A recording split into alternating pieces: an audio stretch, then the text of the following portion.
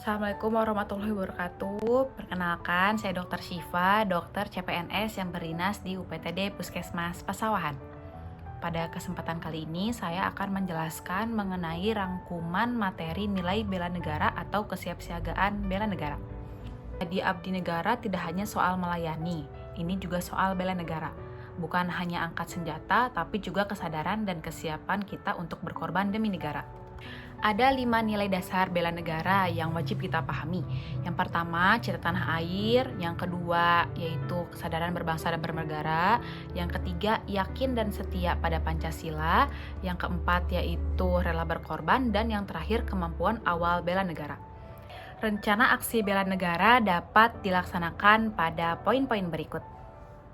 Yang pertama, cinta tanah air, yaitu mencintai, menjaga, dan melestarikan lingkungan hidup, menghargai dan menggunakan karya anak bangsa, menggunakan produk dalam negeri, menjaga dan memahami seluruh ruang wilayah NKRI, dan menjaga nama baik bangsa dan negara.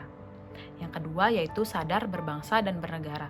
Salah satu contohnya disiplin dan bertanggung jawab pada tugas yang diembankan, menghargai dan menghormati keanekaragaman suku, agama, ras, dan golongan, lalu mendahulukan kepentingan umum di atas kepentingan pribadi, bangga terhadap bangsa dan negara sendiri, serta rukun dan berjiwa gotong royong pada masyarakat.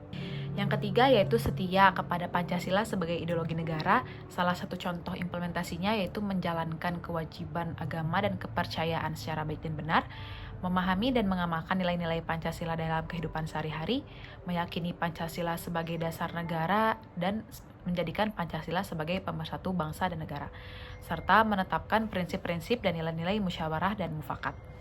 Yang keempat yaitu rela berkorban untuk bangsa dan negara. Salah satu contohnya rela menolong sesama warga masyarakat yang mengalami kesulitan tanpa melihat latar belakang sosial kulturnya, lalu mendahulukan kepentingan bangsa dan negara daripada kepentingan pribadi dan golongan, lalu menyumbangkan tenaga, pikiran, dan juga kemampuan untuk kepentingan masyarakat, kemajuan bangsa dan negara, lalu membela negara dan membela bangsa dan negara sesuai dengan profesi dan kemampuan masing-masing. Yang terakhir, kemampuan awal bela negara yaitu memiliki kemampuan, integritas, dan kepercayaan diri yang tinggi dalam membela bangsa dan negara, mempunyai kemampuan memahami dan mengidentifikasi bentuk-bentuk ancaman di lingkungan masing-masing, serta senantiasa menjaga kesehatan sehingga menjadi sehat fisik dan sehat mental yang baik. Setiap tindakan kecil yang dilakukan dengan cinta tanah air adalah wujud nyata dari bela negara.